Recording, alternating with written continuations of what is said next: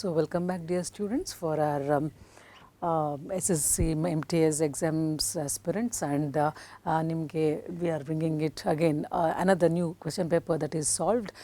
ಈಗ ನಿಮಗೆ ಇಷ್ಟು ಸೀರೀಸ್ ಆಗಿ ನಾವು ಒಂದಾದ್ಮೇಲೆ ಒಂದು ಮಾಡ್ತಾ ಇರೋದ್ರಿಂದ I think it is benefiting most of you. Please do attend to all these. And ಕೆಲವೊಂದು ಸತಿ ನಾವು ಗೂಗಲ್ ಫಾರ್ಮ್ಸ್ ಮೂಲಕ we have given you the test forms also. So ಅದನ್ನು ಸಹ ಅಟೆಂಪ್ಟ್ ಮಾಡಿ, so you will know where you stand, okay, in terms of scoring. So let us see like how this question paper is ಅಂತ ಹೇಳಿ. So all our videos are available on our YouTube channel Vijay ಭವ as well as ನಮ್ಮ Telegram ಚಾನಲಲ್ಲಿ. Okay, now let us start off right away, and question number 66, that is the section that we have for English in the question papers. Hagagi 66 onwards till 90. Now the following sentence has been divided into parts. So from the beginning we have been telling that certain exercises, certain topics, for example iga bhagadalli split ಒಂದು sentence split ಆಗಿರೋದು, and how each part may or may not contain some error. So ಆ ಭಾಗಗಳಲ್ಲಿ error ಇದ್ದರೆ identify ಮಾಡಬೇಕು, ಇಲ್ಲದಿದ್ದರೆ no error ಅಂತ ಬರೆಯೋದು. ಸಾಮಾನ್ಯವಾಗಿ ಇದ್ರ ಬೇಸಿಸ್ ಮೇಲೆ 2-3 ಕ್ವೆಶನ್ಸ್ ಇರುತ್ತೆ.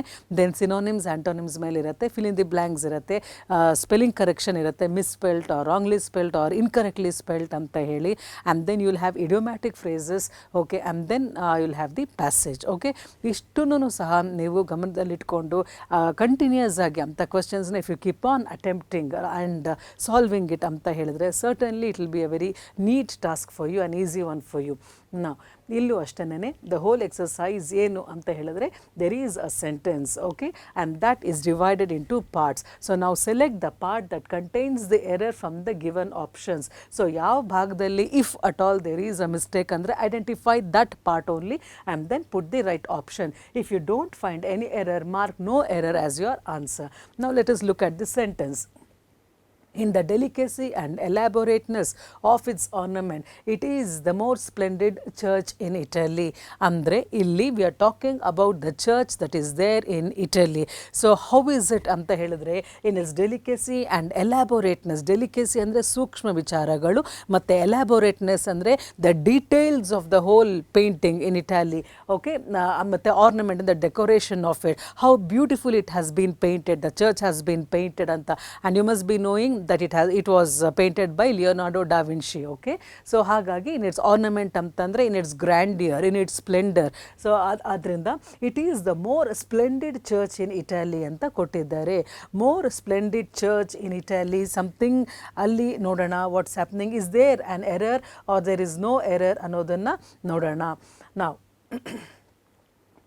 ಇಲ್ಲಿ in the delicacy and elaborateness of its ornament, it is the ಇಲ್ಲಿವರೆಗೂ I don't think there is any change or error. More splendid church in Italy ಅನ್ನೋವಾಗ ಇಟಲಿಯಲ್ಲಿ there are many churches, okay. So ನಾವು we are talking about one particular church. So when you are talking about many churches, not one not two but many churches ಅನ್ನೋವಾಗ ಇಲ್ಲಿ ಅವ್ರು ಕೊಟ್ಟಿರೋದು degree of comparison. ಇಲ್ಲಿ question ಏನು ಅಂತ ಹೇಳಿದರೆ it is talking about degrees of comparison, okay. So which are the 3 degrees of comparison? The 3 degrees are the first degree, which is also called as the positive degree, then second degree also called as the comparative degree, and the third degree also called as the superlative degree.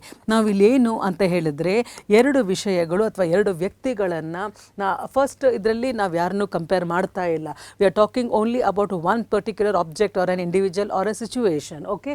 ಅದನ್ನು positive ಅಂತ ಹೇಳ್ತೀವಿ. For example if we tell that it is a splendid church in Italy ಅಂತ ಹೇಳಿದಾಗ splendid adjective, degrees of comparison ಬರೋದು ಬರೀ ಅಡ್ಜೆಕ್ಟಿವ್ಸ್ಗೆ ಮಾತ್ರ, okay. So splendid church ಅಂತ ಹೇಳಿದಾಗ this is a noun. So noun ಇದ್ದ ಹಿಂದೆ adjective ಇರುತ್ತೆ, okay. So we are talking about the quality of the church. So it is splendid ಅಂತ ಹೇಳಿ. ಸೊ ಇಲ್ಲಿ ಸ್ಪ್ಲೆಂಡಿಡ್ ಮಾತ್ರ ತಗೊಂಡು it is a splendid church ಅಂತ ಅಂದರೆ ಬರೀ ಆ ಚರ್ಚ್ ಬಗ್ಗೆ ಮಾತ್ರ ಮಾತಾಡ್ತಾ ಇದ್ದೀವಿ.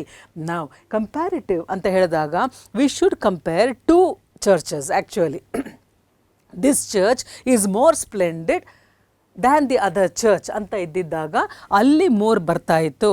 It is more splendid than the other church in Italy, ಎರಡು ಚರ್ಚಸ್ ನಾವು ಕಂಪೇರ್ ಮಾಡಿದ್ದಿದ್ರೆ ಆಗ more would have been suitable. But ಇವ್ರು ಏನು ಹೇಳ್ತಿದ್ದಾರೆ, more splendid church in the whole of Italy, Italy ಪೂರ್ತಿ ಎಷ್ಟು ಚರ್ಚಸ್ ಇದೆಯೋ ಅದರಲ್ಲೆಲ್ಲನೂ ಸಹ ಇದು ಮೋರ್ ಸ್ಪ್ಲೆಂಡಿಡ್ ಅನ್ನೋವಾಗ ಸಮಥಿಂಗ್ ಈಸ್ ರಾಂಗ್ ದೇರ್. ಯಾಕಂದರೆ ಮೋರ್ ಯೂಸ್ ಮಾಡೋದು only when two churches are there, only when two objects are there. So if it is talking about all the churches, ಎಲ್ಲ ಚರ್ಚಸ್ ಬಗ್ಗೆನೂ ಮಾತಾಡ್ತಿದ್ದಾರೆ ಅಂತ ಹೇಳಿದಾಗ ಅಲ್ಲಿಗೆ ಸೂಪರ್ಲೇಟಿವ್ ಡಿಗ್ರಿ ಬರಬೇಕು. ಅಂದರೆ third degree, highest degree of comparison. ಅಂದರೆ ಎಲ್ಲ ಚರ್ಚಸ್ ಇಟಲಿಯಲ್ಲಿ ಇರೋದಕ್ಕಿಂತನೂ ಈ ಚರ್ಚು ಬಹಳ ಸ್ಪ್ಲೆಂಡೆಡ್, ದ ಮೋಸ್ಟ್ ಸ್ಪ್ಲೆಂಡೆಡ್ ಅಂತ ಹೇಳುವಾಗ ಅಬವ್ ಆಲ್ ದಿ ಚರ್ಚಸ್ ಅಂತ ಹೇಳಿದಾಗ ಇಲ್ಲಿ ಏನು ಬರಬೇಕಿತ್ತು, ಇಲ್ಲಿ ಮೋಸ್ಟ್ ಬರಬೇಕು.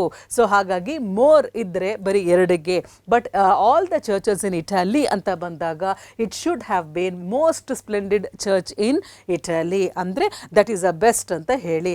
ಹಾಗಾಗಿ ಎರರ್ ಎಲ್ಲಿದೆ ಅಂತ ಹೇಳಿದ್ರೆ error is in this part. Okay, so where is that part? That part is in the, more splendid church in ಇಟಲಿಯಲ್ಲಿ ಮಿಸ್ಟೇಕ್ ಇದೆ.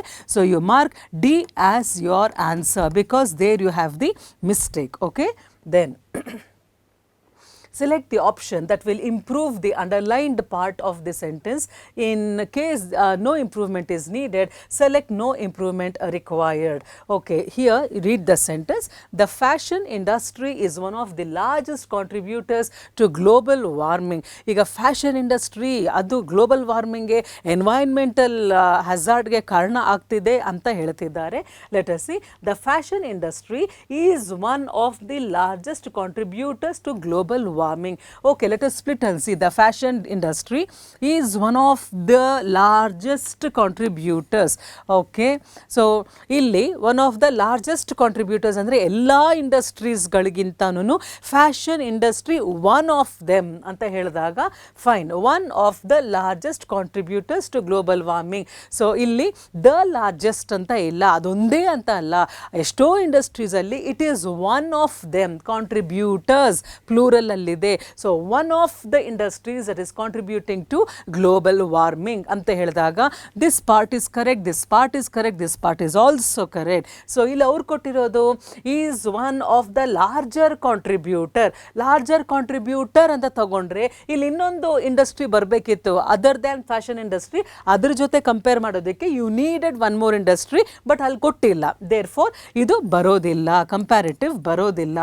Of the largely contributor there is no sentence. ಇಲ್ಲಿ OFF ಇದೆ which is a spelling ಇದು ಅಲ್ಲಿ is one of the correct ಆಗಿದೆ. So ಇವರು ಬೇಕಂತ tricky ಆಗಿ ಕೊಟ್ಟಿದ್ದಾರೆ, this is not there. Then of largest contributors ಅಂತ ಹೇಳಿದಾಗ ಆರ್ಟಿಕಲ್ ದ ಬೇಕು, because when you use a superlative degree, highest degree of comparison ಅಂತ ಹೇಳಿದರೆ article the, definite article the ಬರಲೇಬೇಕು, ಬಟ್ ಇಲ್ಲಿ ಬಂದಿಲ್ಲ ಅಲ್ಲ. So this option is also not there. So therefore no improvement required is your right option because ಇಲ್ಲಿ ಏನೂ mistakes ಇಲ್ಲ, it is fine.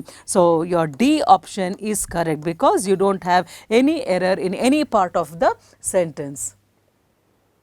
Select the most appropriate option to fill in the blank. Okay, now a large chunk of lemon crop grown in the country goes dash to factories. A large chunk ಅಂತಂದ್ರೆ ಒಂದು ಭಾಗ, so a big portion, all right, a big part of it ಅಂತ.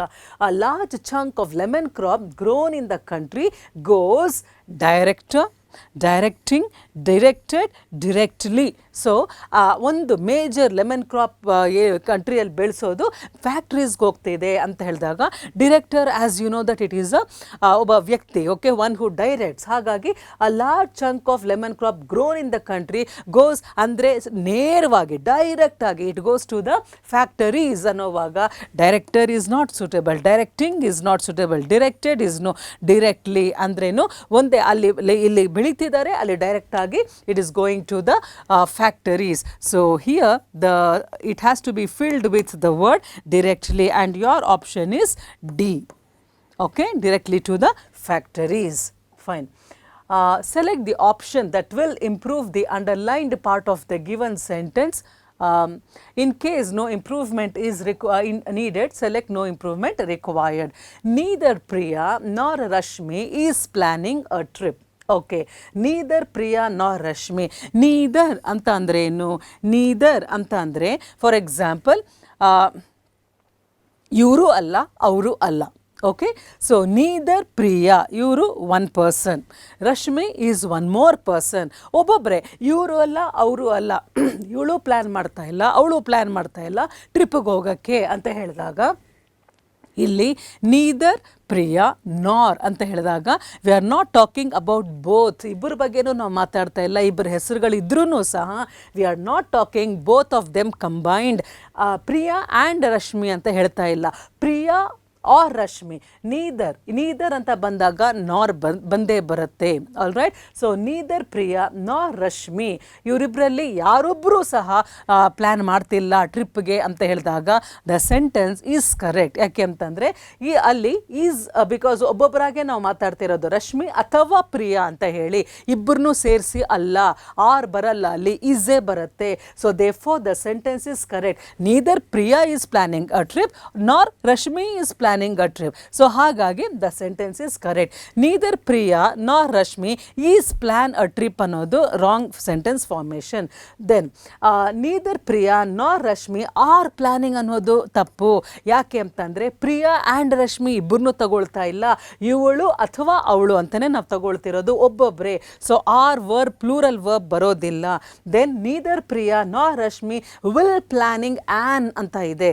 So will planning ಅನ್ನೋದು ತಪ್ಪು, an planning a trip ಅನ್ನೋದು ತಪ್ಪು, because P is a consonant. So this is also wrong. So which is the right one? No improvement required. ಅಂದರೆ sentence is fine, ಅಲ್ಲೇನೂ changes ಬೇಕಿಲ್ಲ, ಇವಳು plan ಮಾಡಿಲ್ಲ, ಅವಳು ಪ್ಲ್ಯಾನ್ ಮಾಡಿಲ್ಲ ದ ಟ್ರಿಪ್ ಹೋಗೋದಕ್ಕೆ. So the sentence is fine. Okay, so B is your option. Select the most appropriate option to fill in the blank. So similarly, illu saha, if broadly beneficial immigration is to be sustained, destination countries must acknowledge and dash the real risks that it faces.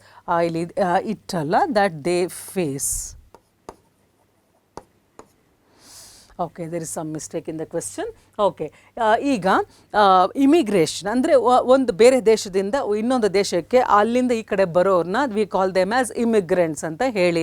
So ಹಾಗಾಗಿ ಅವರು ಇಲ್ಲೇ ಬಂದು if beneficial immigration is to be sustained ಅಂದರೆ ಬಂದು ಹೋಗೋದಲ್ಲ, ಅವರಿಂದ ನಮಗೆ ಈ ಭೂಮಿಗೆ ಯಾರು ಬೇರೆ ಕಡೆಯಿಂದ ಇಲ್ಲಿ ಬಂದಾಗ ಅವರಿಂದ ಬೆನಿಫಿಟ್ ಆಗಬೇಕು ಅಂತ ಹೇಳಿದ್ರೆ ಆಗ ಡೆಸ್ಟಿನೇಷನ್ ಕಂಟ್ರೀಸ್ ಅಂತ ಹೇಳಿದ್ರೆ ಯಾವ ದೇಶನ ಅವರು ಆಯ್ಕೆ ಮಾಡಿಕೊಂಡು ಮೈಗ್ರೇಟ್ ಆಗ್ತಾರಲ್ಲ ಅವರನ್ನು the countries must acknowledge and dash the real risks ಅಂತ ಹೇಳಿದಾಗ ಸಿ ನಾವು ಬೇರೆ ದೇಶಗಳಿಂದ ಫಾರ್ ಎಕ್ಸಾಂಪಲ್ ಈಗ ಅಮೇರಿಕಾ ಅಂತ ಅಂದ್ಕೊಂಡಾಗ from many other parts of the world ಅಮೇರಿಕಾಗೆ ಹೋಗಿ ಅಲ್ಲಿ ಎಷ್ಟೋ ಜನ ಮೈಗ್ರೇಟ್ ಆಗಿ ಹೋಗ್ತಾರೆ. So they are called as immigrants to America. Okay, ಆಗ from many countries if such people come to America ಅಂತ ಹೇಳಿದಾಗ America that is the destination country. Destination ಅಂದರೆ ಯಾವ ಊರಿಗೆ ಅಥವಾ ದೇಶಕ್ಕೆ ಹೋಗ್ತೀವಿ ಅಂತ.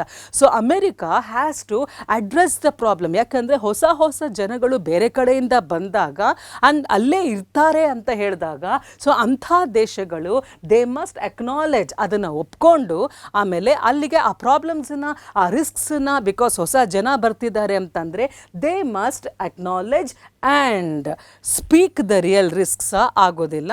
ಆ್ಯಂಡ್ ಅಡ್ರೆಸ್ ಅಂದರೆ ಅದರ ಜೊತೆಗೆ ಬರೋವಂತಹ ಪ್ರಾಬ್ಲಮ್ಸನ್ನು ನಾವು ಅಡ್ರೆಸ್ ಮಾಡಬೇಕು, the real risk that they face ಅಂತ ಹೇಳಿ. ಸೊ ಹಾಗಾಗಿ ಅಡ್ರೆಸ್ ಅಂತ ಅಂದರೆ ಆ ಒಂದು ಪ್ರಾಬ್ಲಮ್ಸನ್ನ ನಾವು ಗಮನದಲ್ಲಿ ತಗೊಳ್ಬೇಕು. Perform will not be there. Disregard, no you can't disregard because you have to acknowledge. ಬೇರೆ ದೇಶದಿಂದ ನಮ್ಮ ದೇಶಕ್ಕೆ ವಲಸೆ ಬಂದಾಗ ಅದರ ಜೊತೆ ಬರೋ ಪ್ರಾಬ್ಲಮ್ಸನ್ನ we have to accept, acknowledge and address the problems. Okay, so ಇದನ್ನು ನಾವು ಅದನ್ನು ಗಂಭೀರವಾಗಿ ಆ ಪ್ರಾಬ್ಲಮ್ಸನ್ನು ನಾವು ಪರಿಗಣಿಸಬೇಕು ಅಂತ ಅರ್ಥ. So your option of the answer will be A. Then select the option that can be used as a one-word substitute for the given group of words. Fine. Illi substitution of one word na ನೋಡ್ತಾ ಇದ್ದೀವಿ ನಾವು. ಹಾಗೆ a place for storing grain ಅಂದ್ರೇನು, ಇಲ್ಲಿಗೆ ಇಷ್ಟು ಪದಗಳ ಬದಲಾಗಿ you can substitute it with one word of this. Treasury ಅಂತ ಅಂದರೆ ಏನು, where all the money ಅಂದರೆ ಏನು, ಒಂದು ಖಜಾನೆ. Okay, the resources of the nation. Okay, the financial resources of the nation ಅದು ಒಂದು ಕಡೆ ಅದು ಇದ್ದಾಗ ಸ್ಟೋರ್ ಆದಾಗ that is called as a treasury. ಆದರೆ ಅವ್ರು ಕೇಳಿರೋದೇನು a place for storing grain ಅಂತಂದರೆ ನಾವು ಬೆಳೆದಿರುವಂತಹ ಕಾಳು ಭತ್ತ ಅದನ್ನೆಲ್ಲನೂ ಸಹ ಸ್ಟೋರ್ ಮಾಡೋ ಅಂತಹ ಜಾಗವನ್ನು ನಾವೇನಂತೀವಿ a place where we store food crops grains. Okay, so treasury ಆಗೋದಿಲ್ಲ. ಟ್ರೆಷರಿ ಅಂದರೆ ಹಣಕಾಸು ಖಜಾನೆ ಅಂತ ಹೇಳಿ. Then what is an apiary ಅಂತ ಹೇಳಿದ್ರೆ ಜೇನು ನೊಣಗಳನ್ನು ನಾವು ಸಾಕುವಂಥದ್ದು.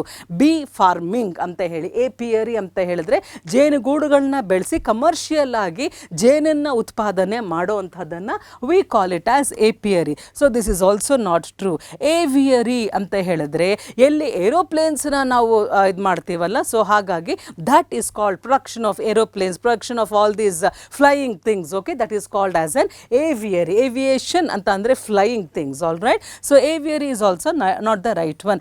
Granary, now you see the place a godown anna elli batta matte bere ಮೂಟೆಗಳನ್ನೆಲ್ಲ ಶೇಖರಣೆ ಮಾಡ್ತೀವಲ್ಲ, that place of ಅಂದ್ರೆ ಅದನ್ನ technically it is called as the granary, the place where the food grains are stored. All right, so your option is D, granary. That is one word for a place for storing grains. Select the most appropriate antonym of the given word. So ಇಲ್ಲಿ antonym ಅಂತ ಹೇಳಿದ್ರೆ it is the opposite word or the meaning. Okay, so demote ಅಂದರೆ ಏನು? Demote ಅಂದರೆ ಮೇಲಿಂದ ಕೆಳಗೆ ಇಳಿಯೋದನ್ನು ಒಂದು ಹುದ್ದೆಯಲ್ಲಿ, for example or particularly. So one person is in a designated position ಅಂತ ಅಂದಾಗ ಆ ಹುದ್ದೆಯಿಂದ ಕೆಳಗೆ ಅವರನ್ನು ಡಿಪ್ರೊಮೋಟ್ ಮಾಡಿದಾಗ that is called as demoting. Okay, that means coming down in movement. Okay, ನಾವು ಬ್ರೇಕ್ ಅಂತ ಹೇಳಿದ್ರೆ ಮುರಿಯೋದು. ಎಲಿವೇಟ್ ಅಂತ ಹೇಳಿದ್ರೆ ಕೆಳಗಿಂದ ಮೇಲೆ ಹೋಗೋದನ್ನು we call it as elevation. All right, disregard ಅಂದರೆ ಅಗೌರವ ತೋರಿಸೋದು. ಸ್ಯಾಕ್ ಅಂತ ಹೇಳಿದ್ರೆ ಅವ್ರನ್ನ ಕೆಲಸದಿಂದ ತೆಗೆಯುವಂಥದ್ದು. ಸೊ ಡಿಮೋಟ್ ಅಂತ ಹೇಳಿದ್ರೆ ಮೇಲಿನ ಹುದ್ದೆಯಿಂದ ಕೆಳಗಿನ ಹುದ್ದೆಗೆ ಬಂದಾಗ it is not break and they are asking for an antonym. Okay, ಇಲ್ಲಿ ಬ್ರೇಕ್ ಅಂತ ಹೇಳಿದ್ರೆ ಡಿಮೋಟ್ಗೆ ಆಗುತ್ತೆ. ಡಿಸ್ರಿಗಾರ್ಡ್ ನಾಟ್ ಸೂಟೇಬಲ್. ಸ್ಯಾಕ್ ಅಂತ ಅಂದರೆ ಡಿಮೋಟ್ಗೆ ಮೀನಿಂಗ್ ಬಂದು ರಿಮೂವ್ ಮಾಡೋದು. ಸೊ ಆಪೋಸಿಟ್ ಬಂದರೆ ಎಲಿವೇಟ್. ಡಿಮೋಟ್ ಅಂದರೆ coming down, elevate means to go up. Okay, so elevate is your right answer. Elevate means your upward movement is called as elevator. ಈಗ ಮಾಲ್ಗಳೆಲ್ಲ elevators, escalators ಅಂತ ಹೇಳ್ತೀವಿ. That means the movement is going up. Okay, then so opposite of demote. Select the most appropriate synonym of the given word. ಇಲ್ಲಿ synonym ಅಂತ ಹೇಳಿದಾಗ it is the meaning. Okay, so the meaning ಅಥವಾ similar word ಅದೇ ಅರ್ಥ ಕೊಡೋವಂಥದ್ದು. ಆಸ್ಟ್ಯೂಟ್ ಅಂತ ಹೇಳಿದ್ರೆ very clever, very strategic, skilful, ಬಹಳ ability ಇರೋವಂಥ ಚಾಣಾಕ್ಷತನ, ಅದನ್ನು ನಾವು ಆಸ್ಟ್ಯೂಟ್ನೆಸ್ ಅಂತ ಹೇಳ್ತೇವೆ. ಬೀಯಿಂಗ್ ವೆರಿ ಶ್ರೂಡ್ ಅಂತ ಹೇಳಿ, ಯಾವ ಥರ ಹೇಗಿರಬೇಕು, ಹೇಗೆ ಮಾತಾಡಬೇಕು, very skilled. Okay, that is called as astute. So meaning ಏನು? ಶ್ರ್ಯೂಡ್ ಅಂತ ಹೇಳಿದ್ರೆ ಬಹಳ ಕೇರ್ಫುಲ್ಲಾಗಿ ಯಾವ ರೀತಿ ಮಾತಾಡಬೇಕು, ಎಲ್ಲೆಲ್ಲಿ ಕ್ಲೆವರ್ ಆಗಿ ಮಾತಾಡಬೇಕು, that is called as being very shrewd. Okay, ಹೇಗೆಗೋ ಮಾತಾಡುವಂಥದ್ದಲ್ಲ, ಬಹಳ ಕ್ಯಾಲ್ಕುಲೇಟ್ ಆಗಿ ಡಿಪ್ಲೊಮ್ಯಾಟಿಕ್ ಆಗಿ ಮಾತಾಡುವಂಥದ್ದು ಶ್ರ್ಯೂಡ್ನೆಸ್ ಅಂತ ಹೇಳಿ. ಡಲ್ ಅಂತ ಕೇಳಿದ್ದಾರೆ. ಡಲ್ ಅಂತಂದರೆ ಅಂಥ ಒಂದು ಎಬಿಲಿಟಿ ಏನೂ ಇಲ್ಲ, ಎಲ್ಲಿ ಹೇಗೆ ಮಾತಾಡಬೇಕು ಅನ್ನೋದು ಸಹ ಆ ಒಂದು ಸ್ಕಿಲ್ ಇಲ್ಲ. ಡಲ್. ಇಂಪೊಲೈಟ್ ಅಂತ ಅಂದರೆ where you do not have good manners, where you don't have that refined politeness ಇಲ್ಲದೆ ಇರೋವಂಥದ್ದು. ಕ್ರೂಡ್ ಅಂದರೆ ಬಹಳ ಒರಟೊರಟಾಗಿ ಇರೋವಂಥದ್ದು. ಈಗ ಸಿನೋನಿಮ್ ಆಸ್ಟ್ಯೂಟ್ಗೆ ಯಾವ್ದು ಸೆಟ್ ಆಗುತ್ತೆ? ಡಲ್ ಅಲ್ಲ, ಇಂಪೊಲೈಟ್ ಅಲ್ಲ, ಕ್ರೂಡ್ ಸಹ ಅಲ್ಲ. It is being shrewd, very clever, very intelligent, very able, very skilful. Okay, so your option will be A. Fine. Parts of the given sentence have been given as options. One of them may contain an error. Select the part that contains the error on the from the given options. If you don't find any error, mark no error as your answer. So now illi if your kids sleep well, they are likely to behave better. So illi nimma makkalu ಒಳ್ಳೆ ನಿದ್ದೆ ಮಾಡಿದ್ರೆ, ಮಕ್ಕಳು ಯಾಕೆ ನಾವು ಸಹ if you sleep well ಅಂತ ಹೇಳಿದ್ರೆ they are likely to behave better. ಯಾರಿಗೆ ಒಳ್ಳೆ ನಿದ್ದೆ ಇರುತ್ತೆ ಅವ್ರ ಬಿಹೇವಿಯರು ಸಹ ಚೆನ್ನಾಗಿರುತ್ತೆ. ಅಂದರೆ 24 ಗಂಟೆ ಮಲ್ಕೊಳ್ಳೋದಂತ ಅಲ್ಲ. if they sleep well, okay the emphasis is on well, ಚೆನ್ನಾಗಿ ನಿದ್ದೆ ಮಾಡಬೇಕು, 3 ಹೊತ್ತು ನಿದ್ದೆ ಮಾಡೋದಲ್ಲ. Okay so they are likely to behave better ಅಂದರೆ ಏನು, ಇಲ್ಲಿ ರಿಸರ್ಚ್ ಅನಾಲಿಸಿಸ್ ಏನು ತೋರಿಸುತ್ತೆ, ಯಾವ ಮಕ್ಕಳು ಒಳ್ಳೆ ನಿದ್ದೆ ಮಾಡ್ತಾರೆ their behaviour is also going to be good. ಯಾರು ನಿದ್ದೆ ಬಹಳ ಡಿಸ್ಟರ್ಬ್ಡ್ ಆಗಿರುತ್ತೆ, ಅವರು ಬಹಳ ಇರಿಟೇಟಿಂಗ್ ಆಗಿ ಅನಾಯ್ಡ್ ಆಗಿ ಇರ್ತಾರೆ, ಯಾವಾಗ ನೋಡಿದ್ರು ಕಿರಿಕಿರಿ ಮಾಡ್ತಾ ಇರೋವಂಥದ್ದು. ಸೊ ಚಿಕ್ಕ ಮಕ್ಕಳು ಎಷ್ಟು ಚೆನ್ನಾಗಿ ನಿದ್ದೆ ಮಾಡ್ತಾರೋ ಅಷ್ಟು ಅವ್ರ ಬಿಹೇವಿಯರ್ ಚೆನ್ನಾಗಿರುತ್ತೆ. So therefore if your kids sleep well ಅಂದರೆ ನಿಮ್ಮ ಮಕ್ಕಳು ಚೆನ್ನಾಗಿ ಮಲಗಿದರೆ, ಇಫ್ ಅಂತ ಇದೆ, ದೇ ಆರ್ ಲೈಕ್ಲಿ ಅಂತ ಹೇಳಿದ್ರೂ ಸಾಧ್ಯತೆ, ಅವರ ಬಿಹೇವಿಯರ್ ಚೆನ್ನಾಗಿರುತ್ತೆ ಅನ್ನೋ ಒಂದು ಸಾಧ್ಯತೆ ಇದೆ ಅಂತ ಹೇಳಿ. So no error to behave better, they are likely, ಎಲ್ಲಿ ಮಿಸ್ಟೇಕ್ ಇದೆ ಅಂತ ಅವ್ರು ಕೇಳ್ತಾ ಇದ್ದಾರೆ. ಟು ಬಿಹೇವ್ ಬೆಟರ್ ಅಲ್ಲಿ ಏನಾದರೂ ಪ್ರಾಬ್ಲಮ್ ಇದೆಯಾ? There is no problem. They are likely ಅನ್ನೋ ಭಾಗದಲ್ಲೂ ಸಹ there is no problem. If your kids sleep well ಅನ್ನೋದ್ರಲ್ಲೂ ಸಹ ಏನೂ ತೊಂದರೆ ಇಲ್ಲ, absolutely it is fine. So no error is the right option. The sentence is fine. If your kids sleep well, they are likely to behave better. ಅವ್ರು ಚೆನ್ನಾಗಿ ಮಲಗಿದ್ರೆ ಚೆನ್ನಾಗಿ behave ಮಾಡ್ತಾರೆ. So your option will be A. Then select the most appropriate option to fill in the blank. The man was dash enough to thank her for all the hard work. So the man was dash enough, ಇವರು ಆ ಮನುಷ್ಯಲ್ಲಿ ವ್ಯಕ್ತಿ, ಹಿ was dash enough, ಅವರು ಯಾರಿಂದನೋ ಬಹಳ ಉಪಕಾರ ತಗೊಂಡಿದ್ದಾರೆ, ಅವಳು ಎಷ್ಟೋ ಕೆಲಸ ಮಾಡಿಕೊಟ್ಟಿದ್ದಾಳೆ, ಹಾಗಾಗಿ he was dash enough to thank her, ಅವಳಿಗೆ ಕೃತಜ್ಞತೆಯನ್ನು ಸಲ್ಲಿಸಿದಾಗ ಅವನ ಬಗ್ಗೆ ಏನು ತೋರಿಸುತ್ತೆ, ಅವನು ಸಲ್ಲಿಸ್ದ ಅಂತ ಹೇಳಿದಾಗ the man was horrid enough. Horrid ಅಂತ ಅಂದರೆ ತುಂಬ ಭಯಾನಕವಾಗಿ ಇರುವಂಥದ್ದು, very bad. He was bad enough to thank her ಅಂದರೆ ಅವಳು ಹಾರ್ಡ್ ವರ್ಕ್ ಇವನಿಗೋಸ್ಕರ ಮಾಡಿದಾಗ ಅವನು ಅವಳಿಗೆ ಥ್ಯಾಂಕ್ಸನ್ನು ಹೇಳ್ದ ಅಂತ ಹೇಳುವಾಗ ಅದು ಕೆಟ್ಟದ್ದಾ? ಹಾರಿಡಾ? ನೋ. ರಿಪೆಲ್ಲೆಂಟ್ ಅಂದರೆ ಅಸಹ್ಯವಾಗಿ ಇರೋದು, ಒಬ್ಬರನ್ನ ದೂರ ಸರಿಸೋವಂಥದ್ದನ್ನು repel means going away. Okay, repellent. So thank ಮಾಡಿದ್ದು ಒಂಥರ ರಿಪಲ್ಸಿವ್ ಬಿಹೇವಿಯರಾ? ನೋ. ಸೊ ಗ್ರೇಷಿಯಸ್ ಅಂದರೆ ನಾನು ಒಬ್ಬರಿಂದ ಸಹಾಯ ತಗೊಂಡಿದ್ದೀನಿ, ಅವ್ರಿಗೆ ಥ್ಯಾಂಕ್ಸ್ ಹೇಳಿದ್ದೀನಿ ಅಂತ ಹೇಳಿದ್ರೆ it shows that I am that means I am gracious enough to thank that work ಅಲ್ವಾ. ಸೊ ಗ್ರೇಷಿಯಸ್ ಅಂತ ಹೇಳಿದ್ರೆ ಆ ಒಂದು ಒಳ್ಳೆಯ ಗುಣ. ಸೊ ಒಬ್ಬರಿಂದ ಉಪಕಾರ ಪಡ್ಕೊಂಡು it is that means you have to be graceful enough to thank them. Okay, so thank her anta ಹೇಳಿದಾಗ the man was gracious enough to thank her for all the hard work. Attractive ಅಲ್ಲಿ thank ಮಾಡೋವಾಗ whether you are attractive or not doesn't matter, but you have to be thankful and that grace has to be there. So therefore gracious is the right option. C is your answer for the fill in the blank. Then select the most appropriate antonym of the given word. Antonym, opposite. Okay, so we are talking about the opposite. forthright ಅಂದರೆ direct ಆಗಿ ನೇರವಾಗಿ. Okay, ಯಾವುದೇ ಒಂದು double standards ಇಲ್ಲದೆ when I want to speak out something ಅಂತಂದರೆ I directly speak out, I straightforwardly speak out ಅಂತ ಹೇಳಿದಾಗ that is called as forthright. Okay, then motivated ಅಂತ ಅಂದರೆ ಒಳಗೆ ಬೇರೆ ಏನೋ ಉದ್ದೇಶ ಇಟ್ಕೊಂಡು ಹೇಳೋದನ್ನು ಮೋಟಿವೇಟೆಡ್ ಅಂತ ಹೇಳ್ತೀವಿ. ಅಪ್ ಫ್ರಂಟ್ ಅಂತ ಹೇಳಿದಾಗ direct face to face attack ಅಥವಾ ಮಾತಾಡೋದು, that is called as up front, direct. Okay, so motivated ಅಂತ ಅಂದರೆ ಇಂಟೆನ್ಷನಲ್, ಓಕೆ, ಅಥವಾ ಇನ್ಸ್ಪೈರಿಂಗ್, ಬೇರೆ ಬೇರೆ ಅರ್ಥಗಳು ಬರುತ್ತೆ. ಅಪ್ ಫ್ರಂಟ್ ಅಂತ ಅಂದರೆ ಇನ್ ಫ್ರಂಟ್ ಅಂತ ಹೇಳಿ ಎದುರಾಗೆ ಮಾತಾಡೋವಂಥದ್ದು. ಡಿವಿಯಸ್ ಅಂತ ಹೇಳಿದ್ರೆ ಒಂದು ಸ್ವಲ್ಪ ನಾವು ಡೈರೆಕ್ಟಾಗಿ ಅಲ್ಲ, ಇಂಡೈರೆಕ್ಟ್ ಆಗಿ ಹಿಂದೆ ಏನಾದರೂ ಮಾಡಿ ಒಂದು ಸ್ವಲ್ಪ ಕ್ರಿಕೆಡ್ ಆಗಿ ಒಬ್ಬರ ಬಗ್ಗೆ ಮಾತಾಡೋವಾಗ ದಟ್ ಈಸ್ ಕಾಲ್ಡ್ ಆಸ್ ಡಿವಿಯಸ್. ಔಟ್ಸ್ಪೋಕನ್ ಅಂತ ಹೇಳಿದಾಗ ಬಹಳ ಫ್ರ್ಯಾಂಕ್ ಆ್ಯಂಡ್ ಆನೆಸ್ಟ್ ಆಗಿ ನಾವು ಯಾರ ಬಗ್ಗೆ ಆದರೂ ನೇರವಾಗಿ ಹೇಳಿದರೆ ಅದು ಔಟ್ಸ್ಪೋಕನ್. ಈಗ forthright ಅಂದರೆ ನೇರ, ಔಟ್ಸ್ಪೋಕನ್, ಡೈರೆಕ್ಟ್, ಇದೆಲ್ಲ ಮೀನಿಂಗ್ಸ್. ಅವ್ರು ಕೇಳ್ತಾ ಇರೋದು ಆಂಟೋನಿಮ್. ಸೊ ದೇರ್ಫೋರ್ ಇಂಡೈರೆಕ್ಟ್ ಆಗಿ ಒಬ್ಬರ ಬೆನ್ನ ಹಿಂದೆ ಮಾತಾಡೋವಂಥದ್ದನ್ನು we call it as devious. It is not direct, it is very ಅಂದರೆ ಇನ್ನು ಬಹಳ ಇಂಡೈರೆಕ್ಟ್ ಆಗಿ ಇರೋವಂಥದ್ದು.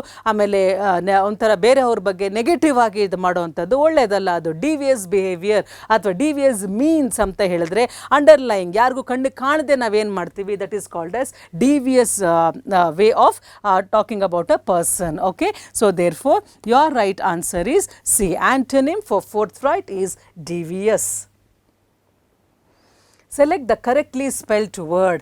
ಇಲ್ಲಿ ಸ್ಪೆಲ್ಲಿಂಗ್ ಚೆಕ್ ಮಾಡುವಂಥದ್ದು which is the right option. ನೀವು ಸ್ವಲ್ಪ ನೋಡಿ ಇಲ್ಲಿ yesterday. ಸೊ ಇಲ್ಲಿ ನೋಡಿದ ಕೂಡಲೇ ನಮ್ಗೆ ಆ ಸ್ಪೆಲ್ಲಿಂಗ್ ಗೊತ್ತಾಗಬೇಕು. What are they talking about, which word should be there ಅಂತ ಹೇಳಿ. ಸೊ YSE ಅದು you can't even pronounce it. yesterday, then ಇಲ್ಲಿ ಇ ಮಿಸ್ಸಿಂಗ್ ಇದೆ, ಈ ಎರಡು ಇ ಮಿಸ್ಸಿಂಗ್ ಇದೆ.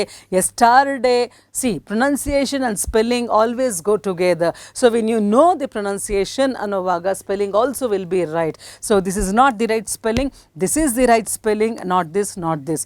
So B is your right spelling. Okay, so select the correctly spelt word. ಬೇರೆ ಕಡೆ ಏನು ಕೇಳ್ತಾರೆ, ರಾಂಗ್ಲಿ ಸ್ಪೆಲ್ಟ್ ವರ್ಡ್ ಒಂದೊಂದು ಸರ್ತಿ ಕೇಳ್ತಾರೆ. ಇಲ್ಲಿ ಕರೆಕ್ಟಾಗಿ ಸ್ಪೆಲ್ ಆಗಿರೋ ವರ್ಡನ್ನು ಕೇಳಿದ್ದಾರೆ. So this is the right answer. Then select the most appropriate meaning of the given idiom. So now we are moving on to the idiom exercise. Idiom ಅಂತ ಹೇಳಿದ್ರೆ ಇಲ್ಲಿ ಬಂದಿರೋ ಅಂತಹ ಒಂದು ಸೆಂಟೆನ್ಸ್ ಅಥವಾ ಗ್ರೂಪ್ ಆಫ್ ವರ್ಡ್ಸ್, ಆದರೆ ಅದರ ಬೇರೆ ಮೀನಿಂಗನ್ನು ನಾವು ಹುಡುಕಬೇಕಾಗಿದೆ. ನುಡಿಗಟ್ಟು ಅಂತ ಹೇಳಿ ಕ್ಯಾಸಲ್ ಇನ್ ದಿ ಏರ್ ಅಂತ. ಕ್ಯಾಸಲ್ ಅಂದ್ರೇನು, ಅರಮನೆ. ಅರಮನೆ ಅಂದ್ರೇನು, ಗಾಳಿಯಲ್ಲಿ ಅರಮನೆ ಕಟ್ಟೋದು, ಗಾಳಿ ಗೋಪುರ ಅಂದರೆ ಎಲ್ಲ ಗಾಳಿಯಲ್ಲೇ ಕಟ್ತಾ ಇದ್ದೀವಿ ಅಂದರೆ anything that you build in thin air ಅಂತ ಹೇಳಿದಾಗ ಅದು ಶಾಶ್ವತ ಅಲ್ಲ, ಅದು ಬರೀ ಕನಸು ಅಂತ ನಾವು ಮರೀಚಿಕೆ ಅಂತ ಹೇಳ್ತೀವಿ ಅಲ್ವಾ. So like that building castles in the air ಅಂತ ಅಂದ್ರೆ ಏನು, ಅದೆಲ್ಲ ಗಾಳಿ ಗೋಪುರ ಥರ, ಗಾಳಿಯಲ್ಲಿ ಯಾವುದು ಸಹ ನಿಲ್ಲೋದಿಲ್ಲ. Isn't it, it is just empty, it is just vain, futile ಅಂತ ಹೇಳಿ. ಸೊ ನಾವು ಬಂಗ್ಲೆಗಳನ್ನು ಗಾಳಿಯಲ್ಲಿ ಕಟ್ತಾ ಇದ್ದೀವಿ ಅಂತಂದರೆ ಅದಕ್ಕೆ ಯಾವುದು ಫೌಂಡೇಶನ್ ಇಲ್ಲ, ಅದಕ್ಕೆ ಯಾವುದು ಲಾಜಿಕ್ ಇಲ್ಲ, ಅದು ಆಗೋ ಅಂಥ ಮಾತಲ್ಲ ಅಂತ ಹೇಳಿ. It's only a dream. Okay, so that is the meaning of castle in the air. ನಾವು let us see which meaning is suitable to this idiom ಅಂತ. ಅಕ್ವೈರ್ ಸಮಥಿಂಗ್ ಆನೆಸ್ಟ್ಲಿ, ಯಾವುದನ್ನು ನ್ಯಾಯಬದ್ಧವಾದ ಕ್ರಮದಿಂದ ಪಡ್ಕೋತೀವೋ is it called as castle in the air. Castle ಅಂದರೆ building or a palace or a mansion, anything that is wonderful, a big building. Okay, ಅರಮನೆ ಅಥವಾ ಒಂದು ಮ್ಯಾನ್ಷನನ್ನು ನಾವು ಕ್ಯಾಸಲ್ ಅಂತ ಹೇಳ್ತೀವಿ, ದೊಡ್ಡ ಬಂಗಲೆಯನ್ನು. ನಾವು ಅನ್ರಿಯಲಿಸ್ಟಿಕ್ ಪ್ಲ್ಯಾನ್ ಅಂದರೆ ಯಾವುದು ನಿಜವಾಗ್ಲೂ ಪ್ರಾಕ್ಟಿಕಲ್ ಆಗಿ ಸಾಧ್ಯ ಇಲ್ವೋ, ಅದೆಲ್ಲ ಆಗುವಂತಹ ಮಾತೇ ಅಲ್ಲ, ಅದನ್ನು ನಾವು ಕ್ಯಾಸಲ್ ಇನ್ ದ ಏರ್ ಅಂತೀವ. ಅನ್ರಿಯಲಿಸ್ಟಿಕ್ ಅಂದರೆ just a dream, it cannot be a reality at all. Okay, then very expensive, ಕಾಸ್ಟ್ಲಿನ ನಾವು ಕ್ಯಾಸಲ್ ಇನ್ ದ ಏರ್ ಅಂತ ಹೇಳ್ತೀವ. ಸಮಥಿಂಗ್ ವಿಚ್ ಇಸ್ ವೆರಿ ಕಾಸ್ಟ್ಲಿನ ಅಥವಾ ಪೊಲ್ಯೂಟೆಡ್ ಏರನ್ನು we call it as castle in the air. No, ನಾವು castle in the air ಅಂತ ಅಂದರೆ ಗಾಳಿಯಲ್ಲಿ ಮನೆ ಕಟ್ಟೋದು. Therefore unrealistic plan is your option. B is your option. ಯಾವುದು ಅದರಲ್ಲಿ ಬೇಸ್ ಇಲ್ಲ, ಫೌಂಡೇಶನ್ ಇಲ್ಲ, ಒಂದು ಅರ್ಥನೇ ಇಲ್ಲ, ಅದೊಂದು ಹಗಲುಗನಸು. ಗಾಳಿ ಗೋಪುರ ಅಂತ ಹೇಳಿದಾಗ ಅದು ಕುಸಿದು ಬೀಳುತ್ತೆ, you can't even construct it. Okay, so that is called as castle in the air. That means unrealistic plan. ಆಗುವಂಥ ಮಾತಲ್ಲ ಅದು. Then select the most appropriate meaning of the given idiom. So ಇದು ಸಹ ಒಂದು idiomatic exercise, idiom exercise. The last straw ಅಂದ್ರೇನು, the last straw ಅಂತ ಹೇಳಿದ್ರೆ, for example I want to do some project. Okay, so ಆ ಪ್ರಾಜೆಕ್ಟ್ಗೆ ನನ್ನ ಹತ್ರ ಏನೇನು ರಿಸೋರ್ಸಸ್ ಇದೆಯೋ ಎಲ್ಲನೂ ಹಾಕಿ ಆಯಿತು, but still I did not get the expected results. Okay, ನನಗೆ ಯಾವ ರೀತಿ ನಾನು ರಿಸಲ್ಟ್ ಎಕ್ಸ್ಪೆಕ್ಟ್ ಮಾಡಿದ್ನೋ ಅದು ಯಾವುದು ನನಗೆ ಬರಲಿಲ್ಲ. ಇನ್ನು ನನ್ನ ಬತ್ತಳಿಕೆಯಲ್ಲಿ ಇದ್ದಂತಹ ಒಂದೇ ಲಾಸ್ಟ್ ಬಾಣ ಇರೋದು, ಅದೊಂದು ಪ್ರಯೋಗ ಮಾಡ್ತೀನಿ, ಅದಾದ್ಮೇಲೆ ದೇವರಿಚ್ಛೆ. So that means what, I have lost everything, only one last thing is remaining with me. ಅದು ಹೋಯ್ತು ಅಂತಂದರೆ ಮುಗಿದು ಹೋಯ್ತು ಅಂತ ಅರ್ಥ. ದ ಲಾಸ್ಟ್ ಸ್ಟ್ರಾ ಅಂತ ಅಂದ್ರೇನು, that means except this one I don't have anything left with me, I don't have anything more with me ಅಂತ. The last ray of hope in an unfortunate situation ಅಂದರೆ ಇದು ಸಹ ಒಂದು ಸ್ವಲ್ಪ ಹತ್ತಿರದಲ್ಲೇ ಇದೆ ಮೀನಿಂಗ್. ಅಂದರೆ ಇವಾಗ ನೀರಲ್ಲಿ ಮುಳುಗ್ತಾ ಇರೋವನಿಗೆ ಆ ಹುಲ್ಲು ಕಡ್ಡಿನೂ ಒಂದು ಧೈರ್ಯ ಕೊಡುತ್ತೆ ಅಲ್ವಾ. ದಟ್ ಆ ಹುಲ್ಲು ಕಡ್ಡಿ ಅಂತ ಹೇಳಿದಾಗ ಲಾಸ್ಟ್ ರೇ ಆಫ್ ಹೋಪ್, ಆ ಹುಲ್ಲು ಕಡ್ಡಿನ ನಾನು ಇಟ್ಕೊಂಡ್ರೆ ಬದುಕ್ತೀನೇನೋ ಅನ್ನೋವಂಥದ್ದು. ಆದರೆ ಇಲ್ಲಿ ಆ ಅರ್ಥ ಅಲ್ಲ. Okay, so not this one. The last financial resource ಅಂದರೆ ಹಣಕಾಸಲ್ಲಿ ಇದೇ ಲಾಸ್ಟ್ ನನ್ನ ಹತ್ರ ಅಮೌಂಟ್ ಇರೋದು ಅಂತನ ಅಲ್ಲ. ಅಮೌಂಟ್ ಸಹ ಒಂದು ಸಿಚುವೇಶನ್ಗೆ ಅಷ್ಟೇನೆ. The only option left after A series of unsuccessful attempts. ಇಲ್ಲೇನು ಕೊಟ್ಟಿದ್ದಾರೆ, ಇಲ್ಲಿ ನಾನು ಎಷ್ಟೋ ಪ್ರಯತ್ನಗಳನ್ನು ಪಟ್ಟುಬಿಟ್ಟೆ, ಇದೊಂದು ಪ್ರಯತ್ನ ನಂದು ಲಾಸ್ಟ್ ಒಂದು ಇಟ್ಕೊಂಡಿದ್ದೀನಿ, ಅದನ್ನು ಪ್ರಯೋಗ ಮಾಡ್ತೀನಿ, ಮುಗೀತು ಅಂತ ಹೇಳಿ. So this is the meaning for the last straw. ಒಂದೇ ಒಂದು ಆಯುಧವನ್ನು ಇಟ್ಕೊಂಡಿದ್ದೀನಿ, ಹುಲ್ಲು ಕಡ್ಡಿ ಥರ. ಅದನ್ನು ಸ್ಟ್ರಾ ಅಂದರೆ ಹುಲ್ಲು ಕಡ್ಡಿ. Okay, blade of grass is called as a straw. So ಅದೊಂದು ಇಟ್ಕೊಂಡಿದ್ದೀನಿ, ನನ್ನ ಲಾಸ್ಟ್ ಹೋಪ್ ಅದು ಮುಗೀತು. ಇನ್ನು ಅಂದರೆ ಮೇಲಿನ ಮೇಲೆ ಸೋಲು ಬರ್ತಾ ಇದೆ ನನಗೆ. So in a series, so many series ಅಂದರೆ ಎಷ್ಟೋ ಒಂದು ಪ್ರಯೋಗಗಳನ್ನ ಮಾಡಿದ್ಮೇಲೆ ಅನ್ಸಕ್ಸಸ್ಫುಲ್ ಅಟೆಂಪ್ಟ್ಸ್, ಬರೀ ಫೇಲ್ಯೂರ್ಸೇ ಬರ್ತಾ ಇದೆ. And this is the last straw, ಇದೊಂದೇ ನನಗೆ ಆಪ್ಷನ್ ಇರೋದು ಅಂತ. The final problem in a series of problems that makes the situation intolerable ಅಂತ ಅಂದ್ರೇನು, ಮೇಲಿನ ಮೇಲೆ ನೋವು, ದುಃಖ, ಪ್ರಾಬ್ಲಮ್ ಮೇಲೆ ಪ್ರಾಬ್ಲಮ್ ಬಂದಾಗ ಜೀವನನೇ ಬೇಡ ಅಂತ ಅನ್ಸುತ್ತಲ್ಲ, ಆ ಸಿಚುವೇಶನ್ನ ಅಲ್ಲ. So it is not this one, it is this. It's not financial also. So C is your option. The last straw ಅಂತಂದರೆ ನನ್ನ ಕೊನೆಯ ಒಂದು ಪ್ರಯತ್ನವನ್ನು ಮಾಡೋ ಅಂಥದ್ದು, that is the last straw. Then select the option that can be used as a one word substitute for the given group of words. So ಇಲ್ಲಿ ನಾವು ಮೊದಲು ಅಲ್ಲೇನು ಕೊಟ್ಟಿದ್ರು, ಇದನ್ನ ವರ್ಡ್ಸ್ ಕೊಟ್ಟಿದ್ರು, ನಾವು ಅದಕ್ಕೆ ಮೀನಿಂಗ್ ಕಂಡು ಹಿಡಿದ್ವಿ. ಈಗ ಅವರು ಗ್ರೂಪ್ ಆಫ್ ವರ್ಡ್ಸನ್ನು ಕೊಟ್ಟಿದ್ದಾರೆ, ಇದಕ್ಕೇನು ಕರೀತಾರೆ, ಗ್ರೂಪ್ ಆಫ್ ಫಿಶನ್ನು ವಾಟ್ ಈಸ್ ಇಟ್ ಕಾಲ್ಡ್. ಈಗ ಒಂದೊಂದು ಗುಂಪಿಗೂ ಸಹ ಒಂದೊಂದು ಇದನ್ನು ಹೇಳ್ತೀವಿ. For example, a bunch of keys, a swarm of bees, a bouquet of flowers. So ಹೂಗೊಂಚಲಿಗೆ ಬೊಕೆ ಅಂತ ಹೇಳ್ತೀವಿ, ಮತ್ತು ಬೀಗಗಳಾಗಿ ಇದಕ್ಕೆ ಬಂಚ್ ಅಂತ ಹೇಳ್ತೀವಿ, ಜನಗಳ ಗುಂಪಿಗೆ ಕ್ರೌಡ್ ಅಂತ ಹೇಳ್ತೀವಿ. ಆ ಥರ ಒಂದೊಂದು ಗುಂಪಿಗೂ ಸಹ ಒಂದೊಂದು ಹೆಸರಿದೆ. Okay, one term is there. So therefore a troop ಅಂತ ಅಂದರೆ ಏನು, ಸೋಲ್ಜರ್ಸಿನ ಒಂದು ಟ್ರೂಪ್ ಅಥವಾ ಜನಗಳ ಗುಂಪು ಸಿಸ್ಟಮ್ಯಾಟಿಕ್ ಆಗಿದ್ದಾಗ soldiers particularly they are called as troops of soldiers ಅಂತ ಹೇಳಿ. ಆದರೆ ಇಲ್ಲಿ ನಾವು ಗ್ರೂಪ್ ಆಫ್ ಫಿಶ್ಗೆ ನಾವು ಏನು ಕರಿತೀವಿ ನೋಡೋಣ. ಸೊ ಇದು ಬರಲ್ಲ, ಯಾಕೆ ಅಂದರೆ ಟ್ರೂಪನ್ನ ನಾವು ಗ್ರೂಪ್ ಆಫ್ ಸೋಲ್ಜರ್ಸ್ಗೆ ಹೇಳ್ತೀವಿ, ಸೋಲ್ಜರ್ಸ್ ಯೋಧರು. So this is not right. Bunch anta helidre bunch of keys. Okay, so this is wrong because it can be used for keys athwa bunch of anything, grapes etc. Litter anta helidre ನಾಯಿ ಮರಿಗಳ ಗುಂಪನ್ನ we call it as a litter. Okay, that means puppies. Okay, group of puppies. Then school ಅಂತ ಹೇಳಿದಾಗ, school ಅಂತ ಹೇಳಿದ್ರೆ ಮಕ್ಕಳಿರೋ ಜಾಗ ಸರಿ, but school ಅಂತ ಹೇಳಿದ್ರೆ ಅಲ್ಲಿ ಎಲ್ಲಿ ಶಿಸ್ತು ಮತ್ತು ಒಂದು ನಿಯಮ ಇರುತ್ತೆ, that is called as a school. So ಇಲ್ಲಿ group of fish is called as a school. ಯಾಕೆ ಅಂತಂದರೆ ಫಿಶ್ ಸಾಧಾರಣವಾಗಿ ಎಲ್ಲ ಒಟ್ಟಿಗೆ ಇರುವಂಥದ್ದು. ಕೆಲವು species of fish, okay, not all the species, but some species of fish they are always moving in one singular fashion, ಒಂದು pattern ನಲ್ಲಿರೋದು, ಗುಂಪಲ್ಲಿರೋದು, ಮತ್ತು ಬಹಳ ವೆಲ್ ಬಿಹೇವ್ಡ್ ಆಗಿರೋದು. So that is called as group of fish is called as a school. So D is your answer. So ಈ terms ಬೇಕು. Okay, so group of fish is called as a school. Select the most appropriate antonym of the underlined word in the given sentence. Antonym, again the opposite. Okay, so ishtukku saha ಒಂದು ಪದ ಇಲ್ಲಿ ಏನು ಅದನ್ನು replace ಮಾಡ್ಬೋದು. The ability to relax and rejuvenate promotes wellness ಅಂತ ಅಂದ್ರೇನು, ಅಕಸ್ಮಾತ್ that means if we have to be very healthy, very fit and very well in a state of well being ಅಂತ ಹೇಳಿದ್ರೆ, ಆರೋಗ್ಯಕರವಾಗಿ ಇರಬೇಕು ಅಂತ ಹೇಳಿದ್ರೆ ನಾವು ಹೇಗಿರಬೇಕು ಅಂದರೆ, ಏನಾದರೂ ಟಯರ್ಡ್ ಆದಾಗ you have to take some rest, relax and rejuvenate yourself. Rejuvenate ಅಂತಂದರೆ ಕಳ್ಕೊಂಡಿರೋಂತಹ ಎನರ್ಜಿನ ಮತ್ತೆ ತುಂಬಿಸ್ಕೊಳ್ಳುವಂಥದ್ದು, ರಿಜುವಿನೇಟಿಂಗ್. ಬೆಳಿಗ್ಗೆಯಿಂದ ಮಧ್ಯಾಹ್ನದವರೆಗೂ ಕಂಟಿನ್ಯೂಸ್ಲಿ ಇಫ್ ಯು ವರ್ಕಿಂಗ್ ಅಂತ ಹೇಳಿದಾಗ, if you relax for about an hour or so, ಒಳ್ಳೆ ಊಟ ಮಾಡಿ ಒಂದು ಸ್ವಲ್ಪ ರೆಸ್ಟ್ ಮಾಡಿದ್ರೆ ಬೆಳಿಗ್ಗೆಯಿಂದ ನಷ್ಟ ಆಗಿರೋಂಥ energy it gets filled up and you feel rejuvenated. ರಿಜುವಿನೈಲ್ ಅಂದರೆ ಏನು, ಜುವಿನೇಟ್ ರಿನೋವೇಟೆಡ್ ಮೀನ್ಸ್ ಅಂದರೆ ಮತ್ತೆ ಹೊಸ ಲೈಫ್ ಬಂದಾಗೆ, ಅಂದರೆ again. Okay, so filling up hope, filling up health, filling up your well being, ಮತ್ತು ಎನರ್ಜಿ ರೀಬಿಲ್ಡ್ ಆಗುವಂಥದ್ದನ್ನು we call it as rejuvenation ಅಂತ ಹೇಳ್ತೇವೆ. ಹಾಗಾಗಿ ಇಲ್ಲಿ ability to relax and rejuvenate promotes wellness. ಯಾವ್ಯಾವಾಗ ಟಯರ್ಡ್ ಆದಾಗ ಯು ರಿಲ್ಯಾಕ್ಸ್ ಅ ಬಿಟ್ ಅಂತ ಹೇಳಿದಾಗ ಆಗಾಗ ಸ್ವಲ್ಪ ನಾವು ಒಂದು ರೆಸ್ಟ್ ತಗೊಂಡಾಗ ನಮ್ಮ ಆರೋಗ್ಯಕ್ಕೆ ಒಳ್ಳೆಯದು ಅಂತ ಹೇಳ್ತಾರೆ. ಒಂದೇ ಸರ್ತಿ 24 ಗಂಟೆ ದುಡಿಯುವಂಥದ್ದಲ್ಲ. ಸೊ ಅಪ್ಡೇಟ್ ಅನ್ನೋದು ಸೆಟ್ ಆಗತ್ತಾ? No.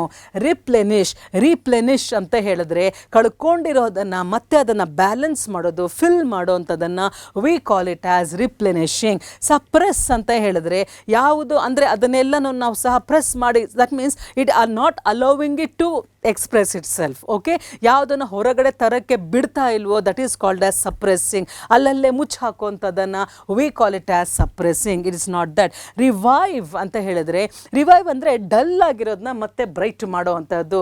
So this may also be that means meaningful there, it may be suitable. ಆದರೆ ಪರ್ಟಿಕ್ಯುಲರ್ ಆಗಿ ಅವು ರೀಜುವಿನೇಟ್ ಅಂತ ಅಂದ್ರೇನು, ಕಳ್ಕೊಂಡದೆಲ್ಲ ಮತ್ತೆ ಫಿಲಪ್ ಆಗೋದಕ್ಕೆ ಬರೀ ರಿವೈವ್ ಅಲ್ಲ, ಇಟ್ ಈಸ್ ರೀಪ್ಲೆನಿಶ್. ರಿವೈವ್ಗಿಂತ stronger word is replenishing. Okay, so this is the right option where you are filled with a new bout of energy and joy is called as replenishment. Okay, then select the option that will improve the underlined part of the given sentence, and in case no improvement is needed, select no improvement required. Okay, illenadru nimge changes beka. Amoeba is a microscopic single-celled organism found in pond water. Amoeba ಅನ್ನೋದು ಎಲ್ಲರಿಗೂ ಗೊತ್ತಿದೆ. It is a single, ಕಣ್ಣಿಗೆ ಕಾಣದೇ ಇರುವಂತಹ amoeba ಅಂತ ಹೇಳಿದಾಗ invisible forms of living things. Okay, no, that means ಅದು single celled. Life start ಆಗೋದೇ ಸಿಂಗಲ್ ಸೆಲ್ಡ್ ಅಮೀಬಾಯಿಂದ ಸ್ಟಾರ್ಟ್ ಆಗುತ್ತೆ. ಆಮೇಲೆ ಪ್ಯಾರಾಮಿಷಿಯಮ್ ಅದೆಲ್ಲ ಬರುತ್ತೆ. ಓಕೆ, ನಾವು amoeba is a first single celled organism found on earth. So it is a microscopic ಅಂದರೆ ಮೈಕ್ರೋಸ್ಕೋಪಲ್ಲಿ ಮಾತ್ರ ನೋಡೋದು, ನೇಕೆಡ್ ಐಗೆ ಕಾಣೋದಿಲ್ಲ. It's a microscopic single celled organism found in pond water. ಅದನ್ನು ನಾವು ಸಾಧಾರಣವಾಗಿ ಎಲ್ಲಿ ನೋಡ್ತೀವಿ? ನಾವು ಪಾಂಡಲ್ಲಿ, ಕೊಳದಲ್ಲಿ ನಮಗೆ ನೋಡ್ತೀವಿ ಅಂತ ಹೇಳಿ. ಸೊ ಈ ಸೆಂಟೆನ್ಸಲ್ಲಿ ಏನಾದರೂ ಬದಲಾವಣೆ ಇದೆಯಾ? Is there any error in any part of the sentence? Should it be rewritten? Let us see. Amoeba is a microscopic single celled organisms ಅಂತ ಇದೆ. ಆರ್ಗ್ಯಾನಿಸಮ್ಸ್ ಪ್ಲೂರಲ್ ಅಂತ ಕೊಟ್ಟಿದ್ದಾರೆ. ಪ್ಲೂರಲ್ ಸೂಟೇಬಲ್ ಅಲ್ಲ, because we are talking about amoeba, which is only one. Plural of amoeba ಏನು? amoebae. ಇದು ಪ್ಲೂರಲ್. Amoebae ಅಂತ ಇದ್ದಿದ್ರೆ ಆರ್ಗ್ಯಾನಿಸಮ್ಸ್ ಅಂತ ಇರ್ತಿತ್ತು. ಆದರೆ ಇಲ್ಲಿ ಅಮೀಬಾ ಪ್ಲಸ್ ಇದು singular, subject is singular, verb is singular. ಇಲ್ಲಿ ಆರ್ಗ್ಯಾನಿಸಮ್ಸ್ ಪ್ಲೂರಲ್ ಇದೆ. So wrong. ಆ್ಯಂಡ್ ಮತ್ತು ಫೌಂಡಿಂಗ್ ಇನ್ ಅಂತ ಇದೆ, ಅದು ಸಹ ತಪ್ಪು. ಸೊ ನೋ ಇಂಪ್ರೂವ್ಮೆಂಟ್ ಅನ್ನೋದು will come back. Organism find in, amoeba is a microscopic single celled organism find in pond water. The sentence is wrong. It's usually found. ಎಲ್ಲಿ ಕಾಣಸಿಗುತ್ತೆ? It's found in pond water. Find in, there is no construction like that. Organisms found with, ಅದರ ಜೊತೆಯಾಗಿ, found with ಅಂದರೆ ಅದು amoeba ಜೊತೆಯಾಗಿ ಇನ್ನೇನಿದೆ ಅಲ್ಲಿ ಏನು ಕೊಟ್ಟಿಲ್ಲ. So found in, pond water ಒಳಗಡೆ ಕಾಣಿಸುವಂಥದ್ದು. So this is also wrong. This is the right one. It is ಅಂದರೆ there is no improvement required. The sentence is perfectly fine, so there is no change there. Now, parts of the following sentence have been given as options. ಇಲ್ಲಿ ಒಂದು ಸೆಂಟೆನ್ಸ್ನ split ಮಾಡಿ ಅಲ್ಲಿ options ಕೊಟ್ಟಿದ್ದಾರೆ. Any changes required? Let us C. Select the part that contains the error. ಅಂದರೆ ಎಲ್ಲಿ ಯಾವ ಭಾಗದಲ್ಲಿ mistake ಆಗಿದೆ ನೋಡಿ, ಇಲ್ಲ ಅಂತಂದರೆ ನೋ ಎರರ್ ಅಂತ ಬರೀಬೇಕು. The students was given the task of Penning down a short write up. Now the students plural. This is the subject. Subject ಅಂದರೆ ಯಾವುದ್ರ ಬಗ್ಗೆ ಮಾತಾಡ್ತಾ ಇದ್ದೀವಿ? That one. ಓಕೆ, ಸಬ್ಜೆಕ್ಟ್ ಇದು ಬಂದು ಪ್ಲೂರಲಲ್ಲಿ ಇದೆ. ದ ಸ್ಟೂಡೆಂಟ್ಸ್, ಬಿಕಾಸ್ ಎಸ್ ಇದೆ ಅಲ್ವಾ, ಹಾಗಾಗಿ ಪ್ಲೂರಲ್ ಅದು ಅಂದರೆ ಬಹುವಚನ. ಪ್ಲೂರಲ್ ಅಂತ ಅಂದರೆ ದ ಸ್ಟೂಡೆಂಟ್ಸ್ ವಾಸ್ ಗಿವನ್. ಇವಾಗ ಇದು ಬಂದು ಅದೇನು ನಾವು ಅಂತ ಹೇಳಿದಾಗ ಪ್ಲೂರಲ್, ಅಲ್ಲಿಗೆ ಹೋಗ್ತಿದ್ದೇನೆ ಅಂತ ಬರೋದಿಲ್ಲ. ಹೋಗುತ್ತಿದ್ದೇನೆ ಅನ್ನೋದು ಸಿಂಗ್ಯುಲರ್. ನಾನು ಹೋಗುತ್ತಿದ್ದೇನೆ, ನಾವು ಹೋಗುತ್ತಿದ್ದೇವೆ ಅಲ್ವಾ, ಅದು ಕನ್ನಡದಲ್ಲಿ ಹಾಗೆ ಬರುತ್ತೆ. ಸೊ ಇಲ್ಲಿ ಸ್ಟೂಡೆಂಟ್ಸ್ ವಿದ್ಯಾರ್ಥಿಗಳು ಅಂತ ಬಂದಾಗ WERE plural form of was is ಅಂದರೆ plural form of are is were. Okay, so past tense ಇದು. ಹಾಗಾಗಿ ವಾಸ್ ಸಿಂಗ್ಯುಲರ್ಗೆ ಬರೀ ಸ್ಟೂಡೆಂಟ್ ಇದ್ದಿದ್ರೆ ವಾಸ್ ಓಕೆ, ಬಟ್ ಸ್ಟೂಡೆಂಟ್ಸ್ ಇರೋದ್ರಿಂದ ವಾಸ್ ಅಲ್ಲ, plural of it is were. The students were given the task of penning. Penning ಅಂದರೆ writing. Okay, the other word for writing ಅಂತ ಹೇಳಿದ್ರೆ penning down a short write up, ಅಂದರೆ ಒಂದು brief ಆಗಿ ಒಂದೇನೋ ಬರೆಯೋದಕ್ಕೆ it is called as a write up. Okay, ನಾವು given ಎಲ್ಲಿ ಮಿಸ್ಟೇಕ್ ಇರೋವಂಥದ್ದು, let us see. Given the task of penning, ಇಲ್ಲಿ ಮಿಸ್ಟೇಕ್ ಇದೆಯಾ? ನೋ, ಅಲ್ಲೇನು ಮಿಸ್ಟೇಕ್ ಇಲ್ಲ. ನಮಗೆ ಗೊತ್ತಿದೆ ಎಲ್ಲಿ ಮಿಸ್ಟೇಕ್ ಇರೋದು ಇಲ್ಲಿ. Then the students was, yes definitely the mistake lies here. ಯಾಕೆಂದರೆ ಸ್ಟೂಡೆಂಟ್ ವಾಸ್ ಇರಬೇಕು ಅಥವಾ ಸ್ಟೂಡೆಂಟ್ಸ್ ವರ್ ಇರಬೇಕು. So the mistake is this one.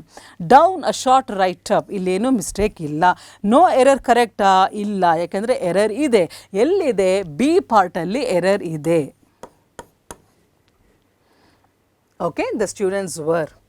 Then select the most appropriate synonym of the given word. Synonym again means meaning. All right, so meaning of the given word. Tidy antandre no, something which is neat, something which is organized. Okay, ella neat agi ironthadanna we call it as tidy. Muddy ಅಂತ ಅಂದರೆ ಬಹಳ ಕೆಸರಾಗಿ ಇರುವಂಥದ್ದು, ಧೂಳಾಗಿರುವಂಥದ್ದು muddy. So tidy opposite ಬರುತ್ತೆ, but synonym ಕೇಳ್ತಾ ಇರೋದು. Orderly ಅಂತ ಅಂದರೆ ನೀಟ್ಲಿ ಅರೇಂಜ್ಡ್ ಅಂತ ಅರ್ಥ. ಓಕೆ, ಪೆಟಿ ಅಂತ ಹೇಳಿದರೆ ವೆರಿ ಸ್ಮಾಲ್ ಅಥವಾ ಸಿಲ್ಲಿ.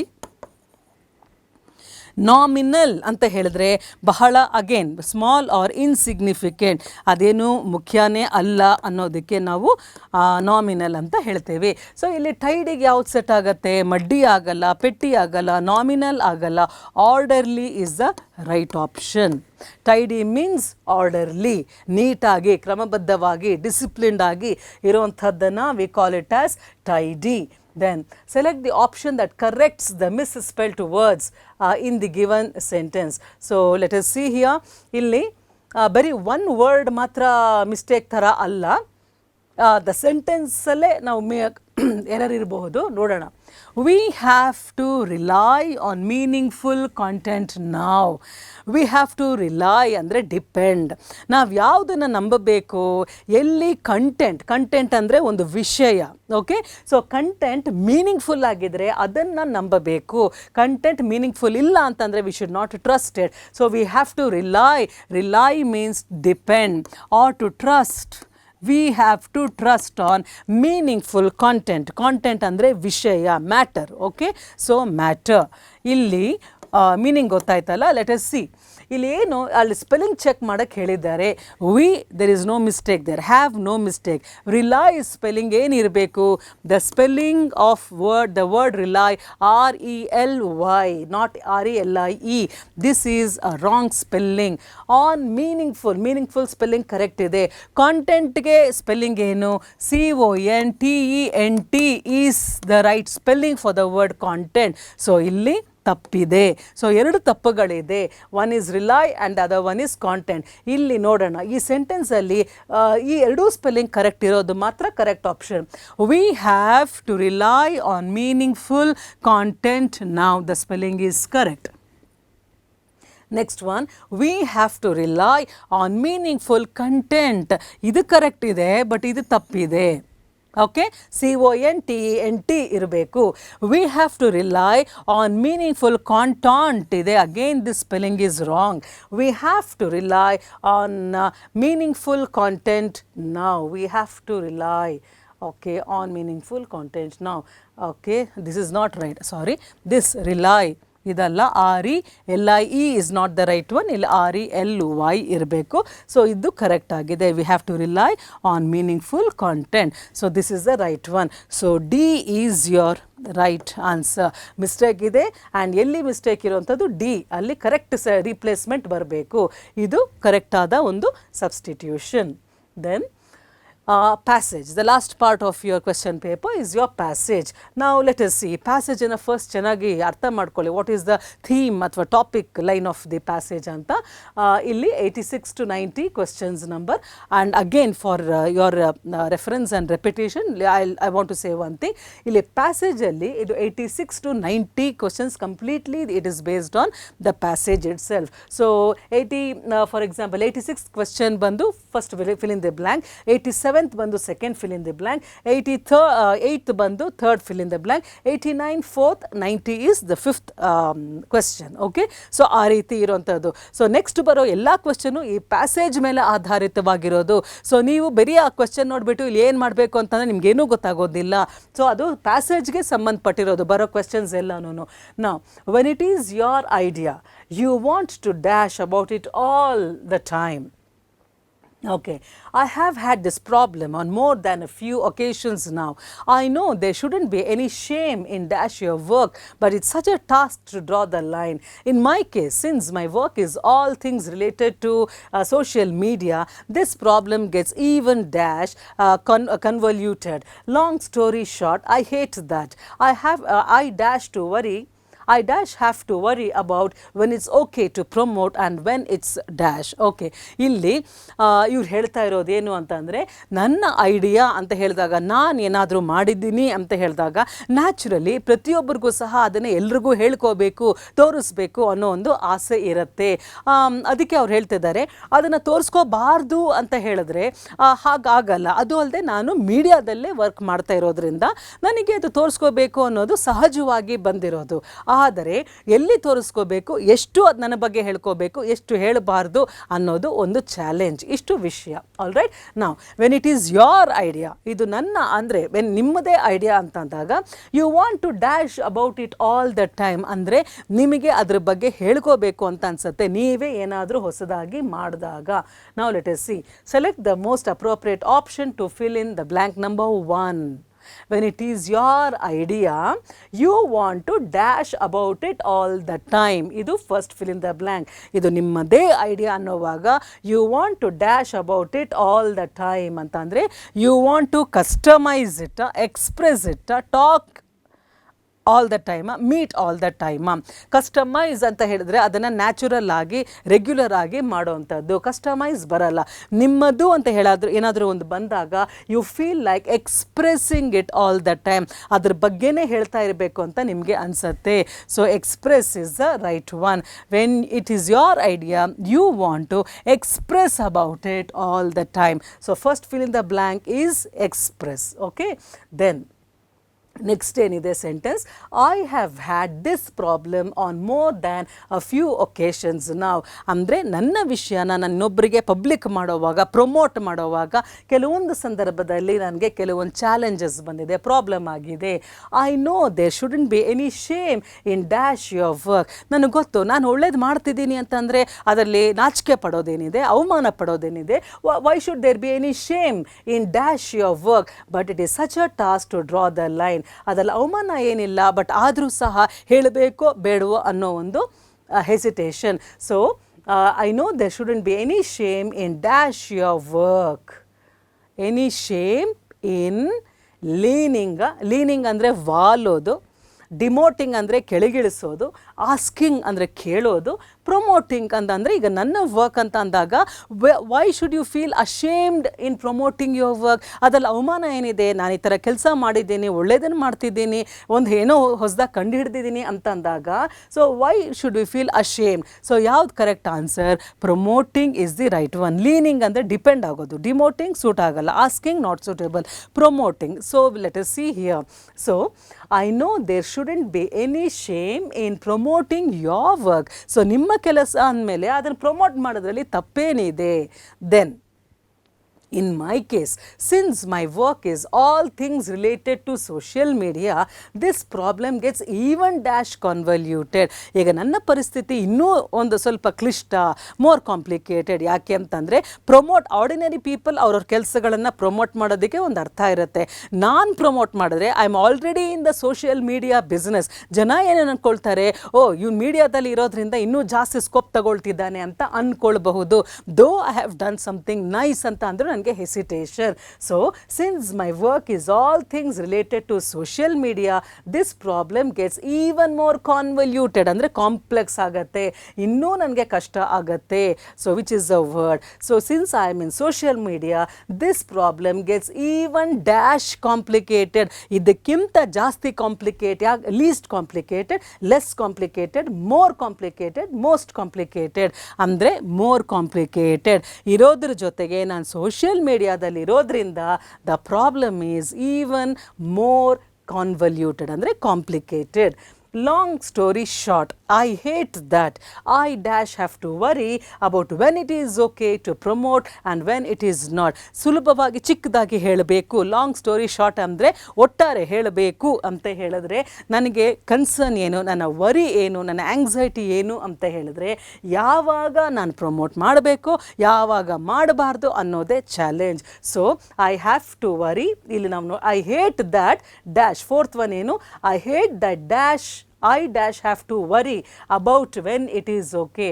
I dash have to worry about. I have to ಅಂದರೆ ನಾನು ಮೀಡಿಯಾದಲ್ಲಿರೋವಾಗ ನನ್ನ ಕೆಲಸನ ನಾನೇ ಪ್ರಮೋಟ್ ಮಾಡೋವಾಗ ನಾನು ಸದಾ ಯಾವುದ್ರ ಬಗ್ಗೆ ಒಂದು ತಲೆಯಲ್ಲಿಟ್ಕೋಬೇಕು. ಸದಾ, ಒಕೇಶ್ನಲಿ ಅಂದರೆ ಯಾವಾಗಲೂ ಒಂದು ಸರ್ತಿ, ಕಾನ್ಸ್ಟೆಂಟ್ಲಿ ಅಂದರೆ ಯಾವಾಗಲೂ ಸಹ, ರೇರ್ಲಿ ಅಂದರೆ ಅಪರೂಪಕ್ಕೆ, ನೆವರ್ ಅಂದರೆ ಇಲ್ಲವೇ ಇಲ್ಲ. ಸೊ ನಾನು ಮೀಡಿಯಾದಲ್ಲಿರೋದ್ರಿಂದ ಸದಾ ನಾನು ಆಲೋಚನೆ ಮಾಡಬೇಕಾಗಿರೋದು ಏನು, ಯಾವಾಗಲೂ ಅಂದರೆ ಏನು, ಕಾನ್ಸ್ಟೆಂಟ್ಲಿ. ಯಾವಾಗಲೂ ನನ್ನ ತಲೆಯಲ್ಲಿ ಏನಿರಬೇಕು ಅಂತ ಹೇಳಿದ್ರೆ that means because I in the media, long story short, I hate that I dash have to worry. I constantly have to worry. ನಾನು ಮೈಂಡಲ್ಲಿ ಯಾವಾಗಲೂ ಇರಲೇಬೇಕು, ಯಾವಾಗಲೂ ಇದ್ರ ಬಗ್ಗೆ ಆಲೋಚನೆ ಮಾಡಬೇಕು. ನಾನೇನೋ ಮಾಡ್ತಿದ್ದೀನಿ, ಮಾಡಲಾ ಬೇಡವಾ ಇದು ತಲೆ ತಿಂತಾ ಇರುತ್ತೆ ಯಾವಾಗಲೂ. I constantly have to worry about when it is okay to promote and when it is dash, ಯಾವಾಗ ನಾನು ಪ್ರಮೋಟ್ ಮಾಡಬೇಕು, ಯಾವಾಗ ಪ್ರಮೋಟ್ ಮಾಡಬಾರ್ದು ಅನ್ನೋದೇ ಸದಾ ನನಗಿರೋ ಅಂತಹ ಚಿಂತೆ. So when I have to promote and when I must dash ಅಂತ ಹೇಳಿದ್ರೆ ಐ ಮಸ್ಟ್ ನನ್ ಬರಲ್ಲ, ನಥಿಂಗ್ ಬರಲ್ಲ, not is the answer. Okay, never ಅಲ್ಲ, ನಾಟ್. ಓಕೆ, ನಾವು let us see the passage by completing it. Now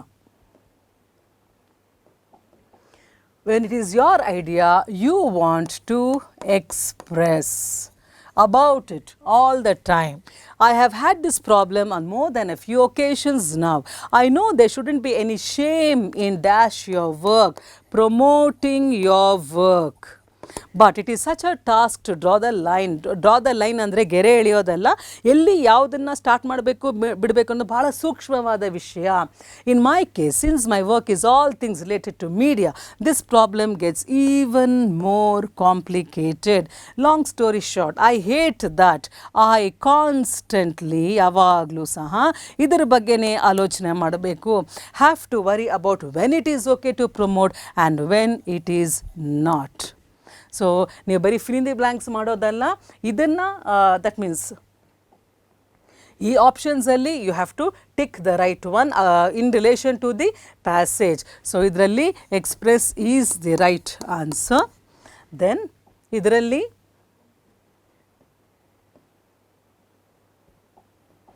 not leaning, not demoting, not asking, but promoting. So D is your right answer. Then in the next one, least, less, more and most ಅಂತ ಇದೆ. So ಅಲ್ಲಿಗೆ option ಏನು ಬರಬೇಕು? It is not least, not less, it is more complicated, not most complicated. C is your right answer. Then for the fourth one, occasionally, constantly, rarely and never ಅಂತ ಇದೆ. Occasionally ಯಾವಾಗಲೂ ಒಂದು ಸತಿ, constantly ಯಾವಾಗಲೂ, rarely no, never no. So B is your right answer for the fourth one. Okay, then for the last one, what is the answer? So ನಾನು ಯಾವಾಗ promote ಮಾಡಬೇಕು, ಮಾಡಬಾರ್ದು ಅನ್ನೋದನ್ನು ನನ್ ಅಲ್ಲ, ನಥಿಂಗ್ ಅಲ್ಲ, not is the right answer, not never. So C is your right option. Okay, for the passage. So with this, we have completed one of the previous question papers. I think it has been helpful and useful to all of you. Please keep a track of it and start working out. So see you next class. Okay, thank you.